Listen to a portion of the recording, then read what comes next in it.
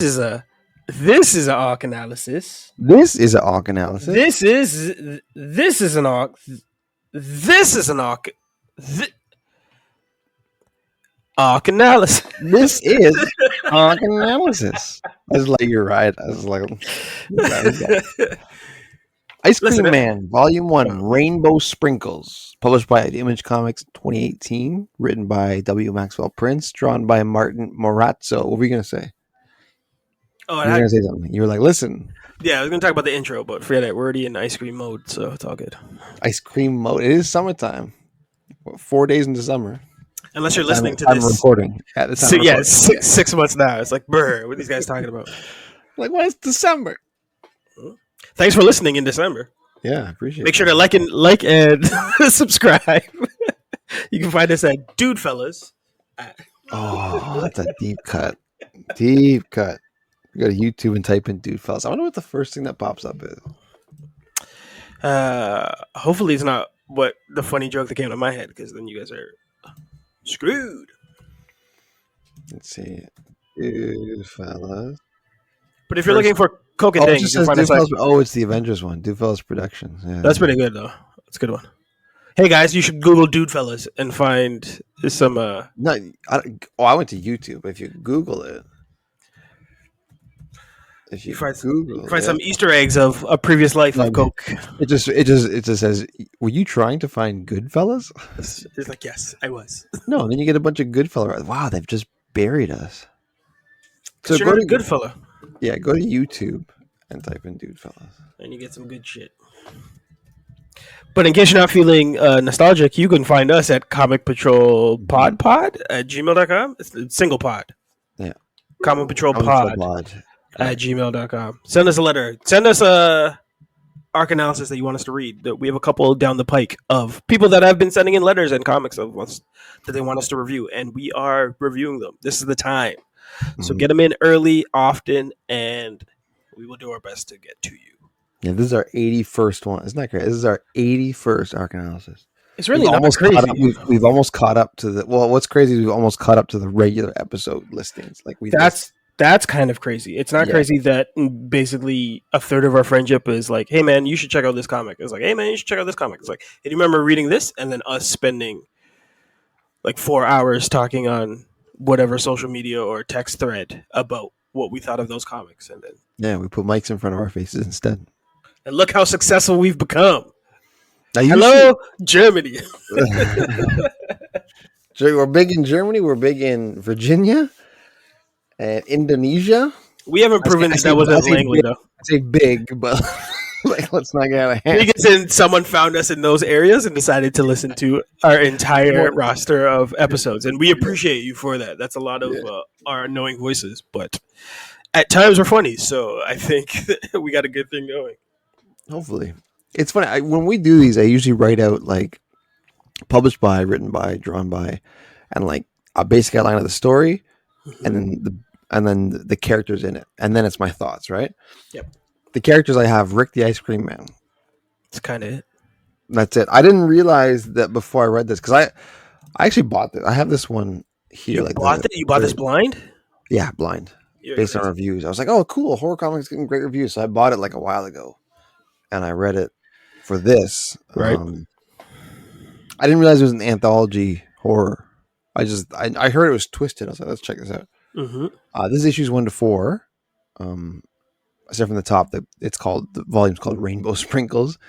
It's Ice Cream Man in the cover. It's funny because it doesn't look menacing at all. No. Take some time for the menace to unfold. Yeah. But yeah, so every issue is a different story, and the one common thread is the Ice Cream Man. Well, I mean, the town, that they're in, and Rick the Ice Cream Man, who, some people know as like as a first name basis, which is strange because I don't know the names of any of the Ice Cream Men in this area. Ice Cream Man. No, they're always Ice Cream Man. Yeah. Again, I don't know if we're in a small town. If this was a small town, we only had one Ice Cream Man, right? Like we have. That makes sense. Towns, townships, divisions, and there's like the Dickie D's will fight with the ice cream trucks. The ice cream trucks will fight with the food trucks. Like whoever gets there first on that spot's like, this is my turf. We have ice cream wars, which is awesome and as tasty as it sounds. I always wanted to ride one of those DKD bikes because I was like, how much do these guys actually eat? Oh, I guess it's kind of like if you eat it, you can't bring back the loot, right? So yeah, and I would never want to ride it because I'd have a whole bunch of people that I know and don't know being like, "Yo, we're just gonna stick up this kid and take all this ice cream." Yeah. Because it has those stupid bells at the front that you can't not like jangle back and forth. So it's not like you can like kind of creep into an area and be like, "Hey, I got ice cream." It's like you hear me coming, and that's not necessarily and they can't ride fast because they got that big like fridge on the front. It's a big cooler in the front. It's like a tricycle. It's a reverse tricycle with a big fridge on the front, and it's like an upside down like beer fridge, really. Which would and like that's what like how you make the money is like I wouldn't be selling ice cream. I'd be going around to Little League games and selling beer out of that to all the parents. Yeah, I got the point. I got the point in the camera from Coke. I got certified approved. Yeah, I can't see you right now, but you can see me. You just leave the stickers on it that says ice cream, so nobody's the wiser. But I'm tapping my nose right now for you put an ice cream sticker and then you put like a winky face sticker. Like, ice cream. But let's talk about Rick the Ice Cream Man and what's going on in this town. I never got the name of the town. Did you? I don't think they never said it. Read through it too fast. You know? Not gonna answer me? Oh, ask me one more time because I couldn't hear anything for 3 minutes. I was struggling with my earphones. Is that I said them now back to Rick the Ice Cream Man and the town. I was like, I don't think I ever got the name of the town. They didn't say it, did they? Not that I recall, but I think that's a good thing for them. Yeah, right. Unless I missed it. I'm pretty sure there wasn't. They would say no, they didn't say it. But there are 4 stories. The first one, we can go full spoils, right? Let's go full spoil. Yeah, this is an annoying book for us not to go in depth about what's happening.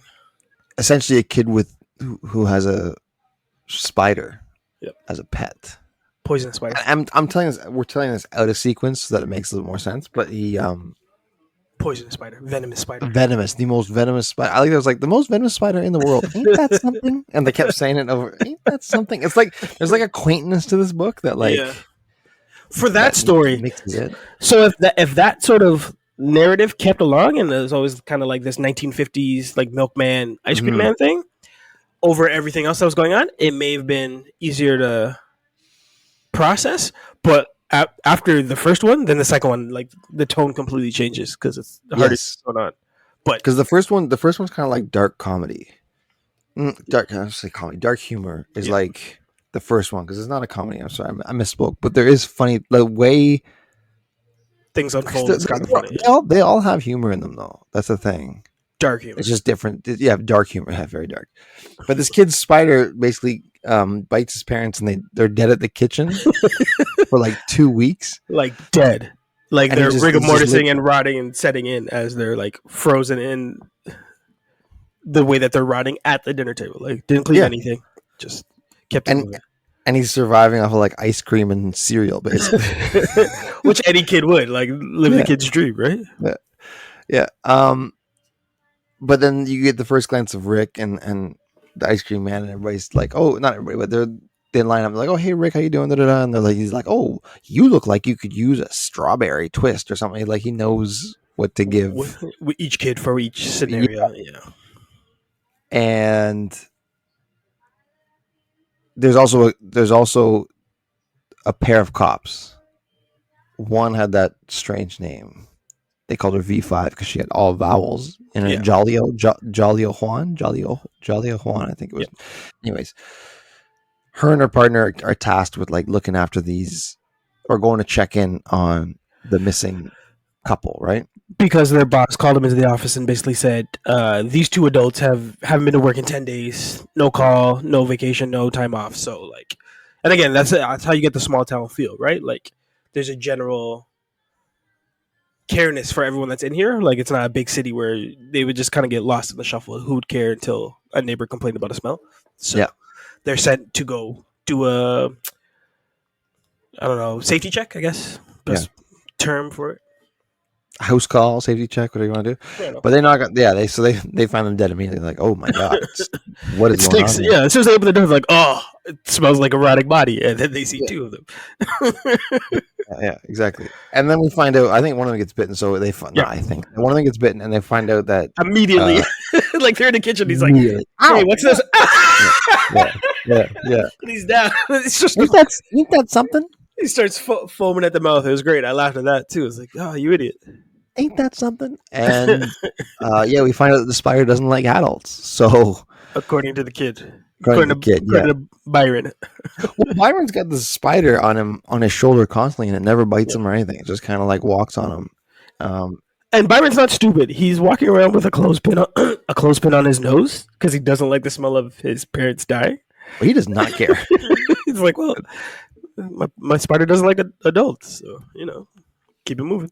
Yeah, they're gone now. They say he's like under 10, right? He's like 7 or 8 or something. As long as he got ice cream money, he's good, right? He's a chubby kid, so he can survive for a little while off his own. Those crazy storage. gingers, creepy gingers. Yeah, that's right. But yeah, they end up getting this. No, the spider gets free.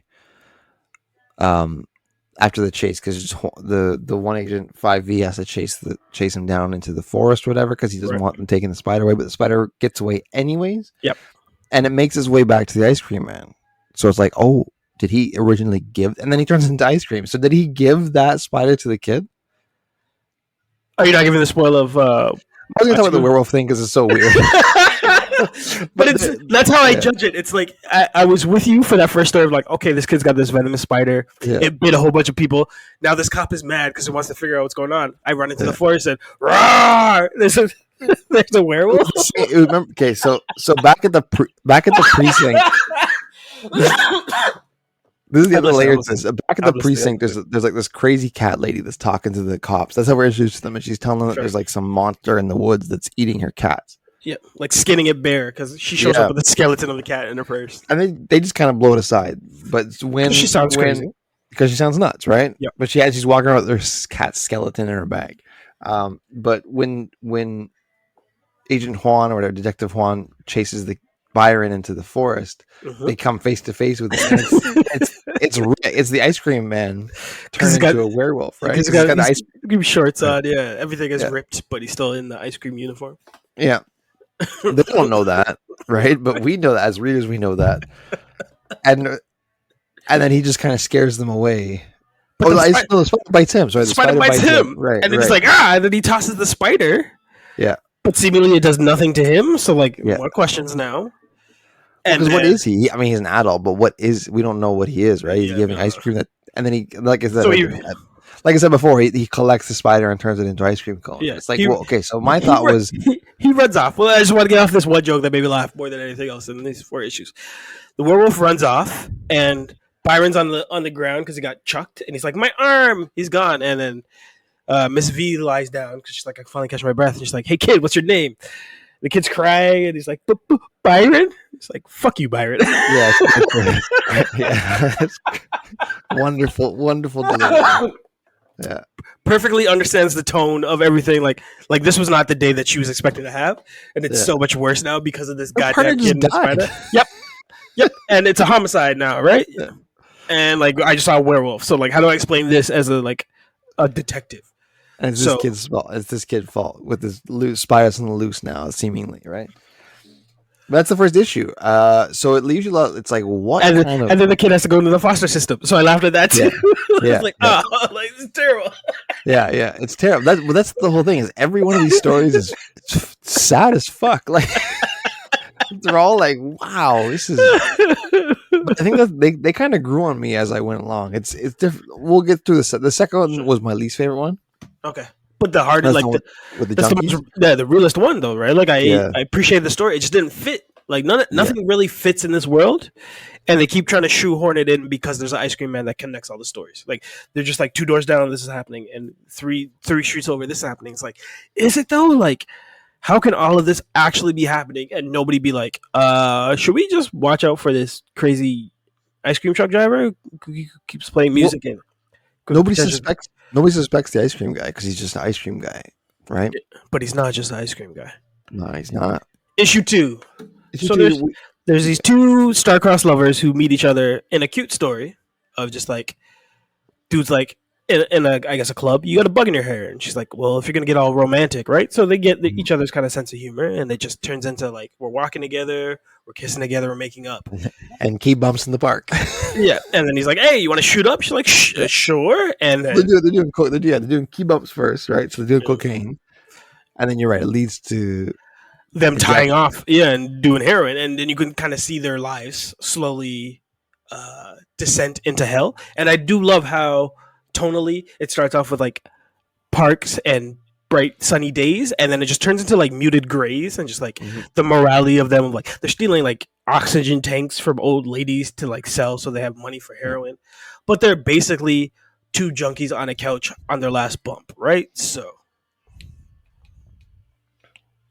no, yeah, that's right. I didn't know you were just gonna stop like that, but that's that's exactly what it is. And so we don't know. Here's the thing about this issue is that we're told multiple things about the guy, because he's on the couch either dying from an overdose or dying from withdrawal. We're not quite sure, but we're told both, which is interesting. So it's like, it's kind of up to our interpretation. Sure.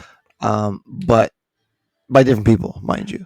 Yeah. But the girl, the woman or the female, I guess, she's like, all right, I'm gonna save you. I'm gonna go out and figure out something, but I just need to get this one more fix, right? I mean, it's junky logic, junky math. That's what I mean. It's so funny because, I need the bump in order to do what I need to do to leave the house. If not, I'm just staying in the house, not doing anything. What was making me laugh though was that how she talks, like, because her inner monologue is coming across like she's writing a letter, right? She's like, but everything she's saying is just a mess. Yeah. She's like, back when we met at the thingamajig, that's with the other. I don't know. My brain's not too good anymore. I don't.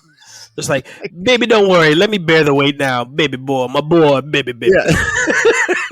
Exactly. She's talking like that, and I think it's hilarious. I'm like, this is so funny, but sad, because you can see how she's just falling apart, and then like he ends up dying. But what happens is they cut sorry, I'm jumping all over the place, but she steals the ice cream truck, kills somebody. Well, like I was gonna say, they cut that story with like going on 3 doors down, like this old like retired couple, and like this dude got like so much arthritis, can't really move around, and his lady's basically working her fingers to the bone, just trying to like rub his knees and kind of like make him feel better and make soup, and he can't stop like bitching and moaning, and he's talking about like physical therapy sucks and I'm old and all this shit, and she's like, yeah, there's medicine, take the medicine, and complaint after complaint after complaint, and then finally he goes to drink the soup, and he's like, Alice, the soup's cold. And she's like, this bitch, right? So she like runs off in a huff. Meanwhile, while our junkie heroine is leaving her house and finds the ice cream truck. So you kind of see that there's 2 stories that are going to crash into each other. It's just funny how they crash into each other, and really smart how they crash into each other. Yeah. And they literally crash into each other. That's what we're setting up for, right? So like Phil and the old lady get into their car. Junkie driver ice cream truck is driving a stolen car, not really understanding the rules of the road because she's still kind of in it. Headline smashes into the old couple and like kills Phil, who's the old man who was complaining about the soup, immediately. And you would think that's enough for her to be like, okay, I should like sober up and kind of see what's going on in my world because it's not really working out for myself. Instead, she pulls a gun on Alice and she's like, give me your money. She's like, money? What are you talking about? I don't have money. And then shoots her cold-bloodedly and then runs off. I was like, God damn. Like, the cool part is that the end, when she gets back home, Rick's just chilling there with her boyfriend, I guess. And he's like, I have an option. I have a choice for you. I have this great, sack of like, this is the good shit. Yeah, this is the really, really good shit. Don't worry about the ice cream truck, by the way. I got lots of them. But here's this good stuff, high grade stuff. You can give it to your boyfriend who's dying of withdrawal. This is where we find withdrawal, but before it was like, but at the end, the cops like, no, he overdosed. But she's like, or you can take it yourself. There's only one, so you can save him or get a high. She chooses to get high, but then killing herself anyway. So basically, it was like whoever she gave that dose to was gonna die. Yeah. It was too much for their system. And then her name's Karen. I can't remember his name. the ambulance shows up and revives him, and he's like, "Where's Karen?" And she's like, Yeah. "Bro, she didn't make it, right?" And he's figuring out to the point that he's like, "I'm going to detox, right?" And his name's Jim. He goes to recovery, right, and starts to try and rebuild his life, even though he starts to talk like the way that she's talking. Like it's weird that his voice bubble starts to take up her kind of cadence and tone towards the end of the book, and like he doesn't like his choices, even though his choices got him to where he was. So it's weird. And for me, like that issue, while kind of amazing, doesn't fit in the flow of what they were building for this ice cream kind of anthology. That ending is amazing too because it's so heartbreaking. Yeah. Where he has the sobriety chip. Yeah, 1 week. 1 week, and he throws it into the pond. It's like, oh, he's given up already. Like I was like, that sucks. That's the thing with these stories, though. They have their moments, and then it goes into the third issue, which was my favorite. Okay. Yep. Because it's insanely weird, but the references in this, it's all rock references and stuff. All rock and roll. I thought that was so clever and cool and fun and weird. But it's basically. This is annoying because I was ready to boo down this book, but I'm enjoying it more talking to you about it. Yeah. Like as a solo read, I was just like, what are you doing? Like, what ride are you taking me on? And I can't really find bearings on it. So if that's for purpose, great. But the only through line is this ice cream truck man, and I don't like him, right? Like there's nobody to like in this town, let alone the ice cream truck guy. And you can't pin down who he is, right? Like I was saying, like, okay, so he's the devil, basically. But there's things he does that doesn't really make it seem like he would be the devil. Like he could just be like which is like an alien who just kind of sucks sort of energy and misery from other people in order to stay alive. But like, does that make sense? So I hate if this is going to turn into a book where I have to keep reading in order to find out the answer, because there's no answer that's going to satisfy me. But I can't say I'm not enjoying this conversation with you talking about how ridiculous this book is.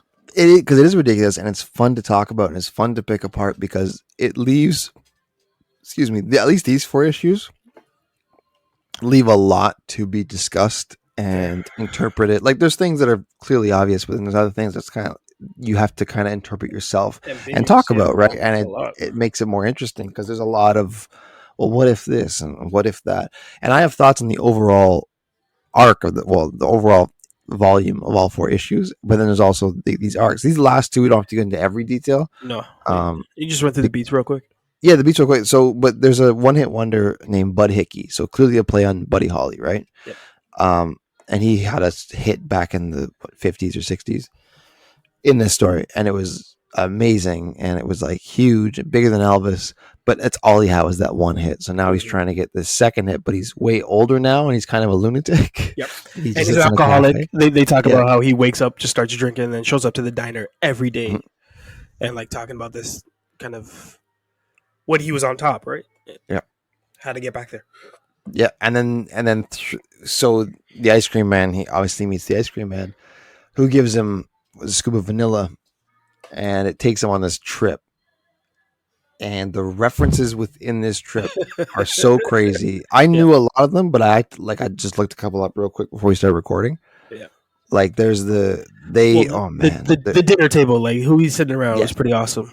Well, even before that, like he like I said, he's already played on Buddy Holly, right? And then he meets Captain not Captain Jack. He meets Major Tom. Sorry.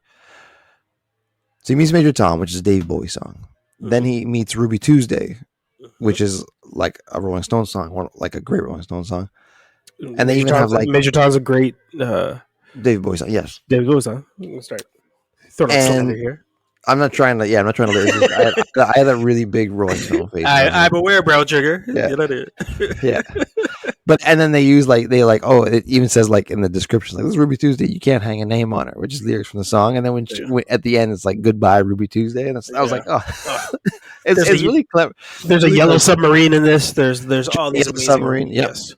So it's fun, and it's kind of like an acid trip, but I have no hallucination. I don't know, right? Like he meets Eleanor Rigby, he meets Captain Jack, Rocky Raccoon.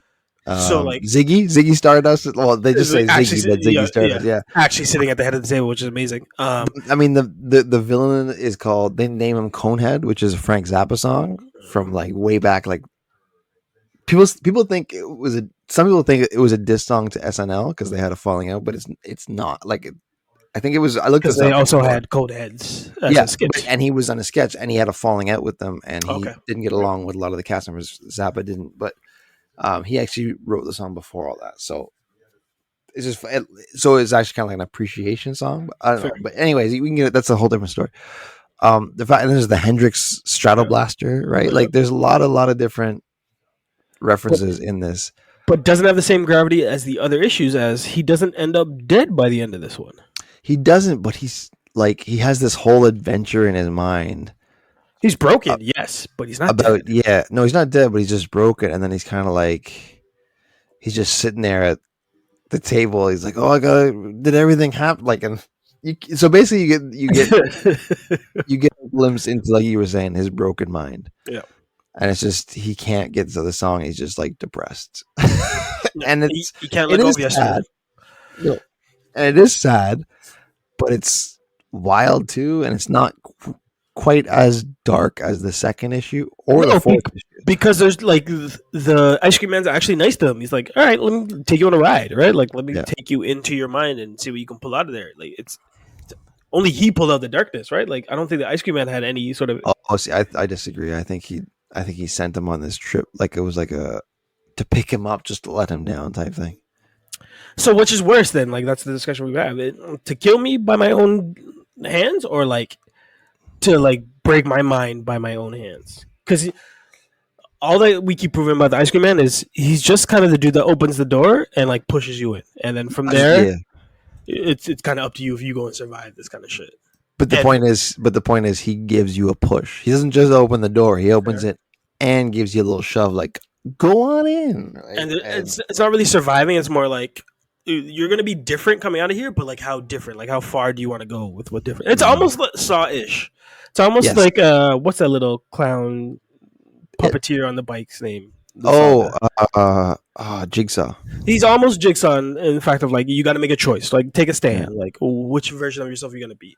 Not to that drastic extent, but there's a level of, listen, I'm only showing you the way, and which way you take is kind of up to you. Which is damned if you know all the ways end up to the same misery. But yeah, and so speaking of misery, number 4, it starts with the I can't remember his name.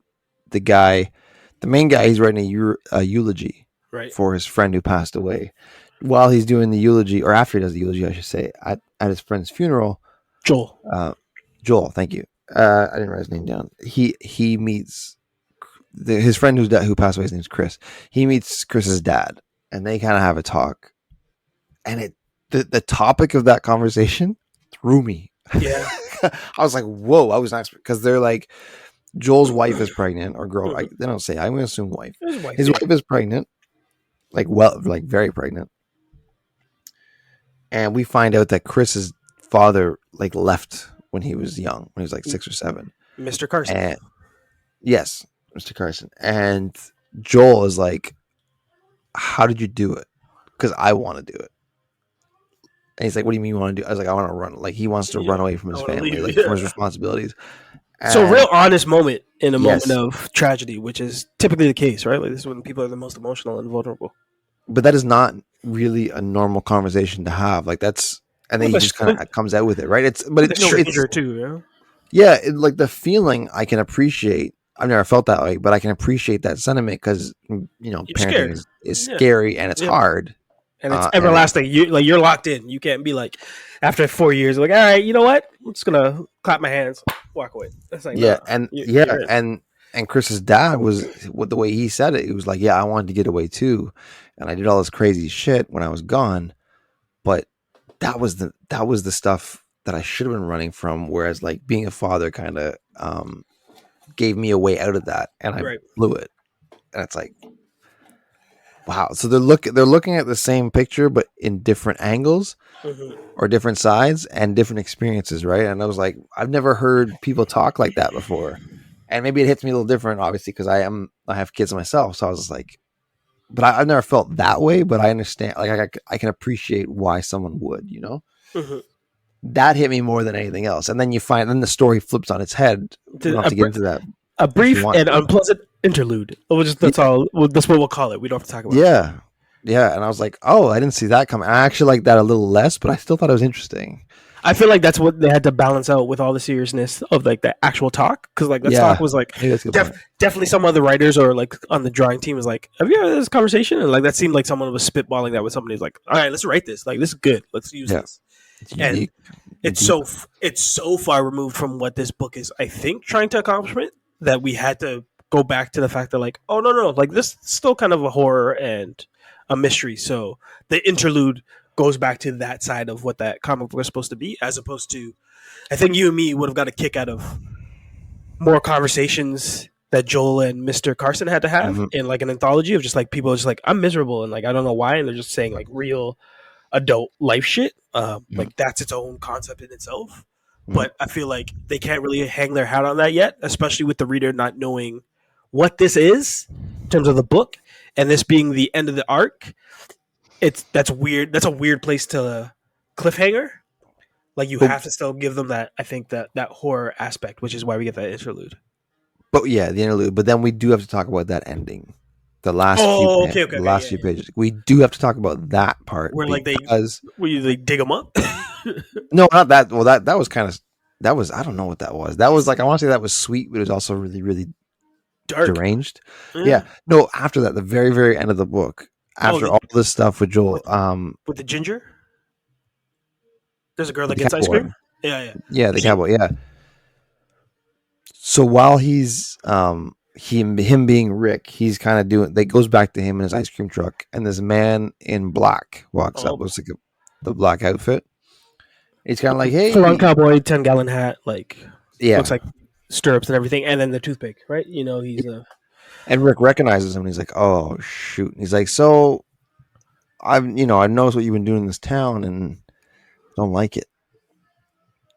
And they kind of just leave it at that. He's like, I'm going to be watching you type thing. He turns around, starts whistling and walking away. And you have not seen Rick as afraid as he currently is when he saw this guy enter his life. So no, because he's been having fun this whole time. And this is kind of, I think this last 2 pages or whatever, however many panels they are, I'm not looking at the book right now, but is the most important part, because what it did to me is it kind of said everything you just read.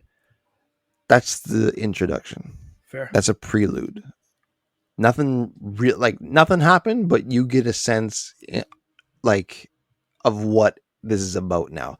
So is, like you were saying, is Rick the devil? Is he just an angry demon? Is he just some like bored god who's down there like messing around with people? Is he just some magician that, we don't know what he is? And that is interesting to me, because who's the other guy? Is he an angel, or is he just another god, or is he like from the council of like magicians that's like not magicians, but you know what I mean? Like he's like the magic, like you should be doing, kind of like the House of Slaughter, right? His supervisor, like I'm a boss, like you shouldn't be doing this shit with your powers. Not here. And so that actually hooked me. I know you're like, it's funny because like I like this more and more. Like I was kind of up and down while I was reading the 4 stories, but this last 2 pages, whatever, was like, okay, you got me now with this, because I'm like, I want to know what these things are and where this goes, and it could go in a disastrous direction, or it could go, because if they just keep doing this anthology, I'm gonna get bored real quick. But now that they've kind of spun a narrative, web through it, and it's like, okay, I want to know what's going on here. Are they the angel and devil, or are they just demons, or is there just like a whole other world we don't know about, right?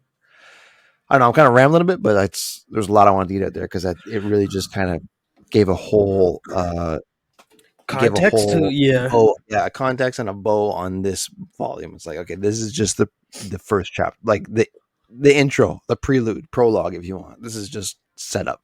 So that's what's annoying to me. Like, if we didn't have this conversation, I'd read that and be like, fuck you. There's no way I'm going to keep reading now to find out what this black cowboy does. You've wasted all this time when you could have dropped little hints, or like at least give me some sort of linear narrative with Rick. Because I don't know what Rick is. And if you're having him as this like phantom sort of character that just steps in and steps out with all these people having these creative asses dreams and stuff like that, or like weird hallucinations, or just weird choices that they have to take. So it's more the town that I'm worrying about, right? As opposed to Rick. But now with the Black Cowboy, I'm worried about Rick. Like Rick is now, either the protagonist or the antagonist to everything that's happening, and the fact that you waited till the last 2 pages. So like that. Again, I said it earlier. I'll say it again. If we weren't talking about this, I'd be like, "Fuck this book!" Like this book just made me mad because I didn't know what to feel with all this stuff that was going on. And there's real taste or like hints of genius because there's places that I haven't seen any other book go. But it almost feels like they don't feel like they really want to completely go there. So like you tease me with it and then pull it back. Like you show me this crazy spider and then he just runs off to the forest. You bring out a werewolf, but it's not really real, right? Like there's this crazy like junkie who kills people left and right, but like she just overdoses and that's the end of her story, right? So there's all this stuff that's like, give me a full story, like give me more of that, like to find out their backstory or like moving forward of what their choices that they made is so much richer. But that's not what they're trying to sell in this ice cream journey, right? Like it's basically you get a story that's the duration of you eating an ice cream cone.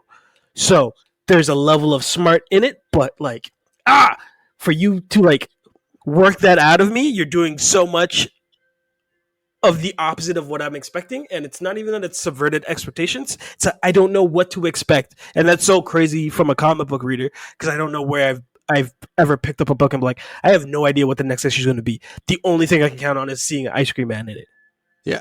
No, that's exactly. That's part of the fun, though, right? Like a lot of these books that we've read are pretty predictable now, and we've said it like throughout the story. We're like, I don't know where this is going to go. Like I think we said it for Scurry that we did before this. Yeah.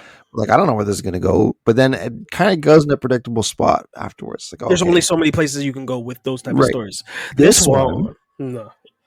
Yeah. Sorry, you can say it, but you can go anywhere, and that's exciting to me. I don't know, but what I will say, I kind of mentioned it before, but I'll reiterate. If it does just keep going anthology without tying it together, I will get bored. It needs to have some sort of tied narrative, and so far they're doing a decent job of that, but it needs to get a little tighter. Do you think they have a story in mind? An actual, as we're looking, they have 39 issues out of this book.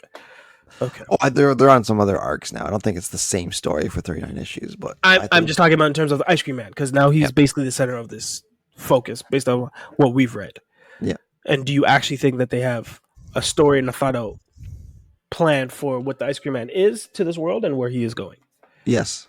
Okay. So, I think we'll find it a lot like within the first 12 issues. Because there's no way that you have a book like this and you think it's going to go the distance for like 50, 60 issues. These anthology books don't usually last as long. I could be wrong by that. I don't read too many of them, but from what I know, already this has been a comic book that has broken the expectations and kind of the surrounding other titles that we've read.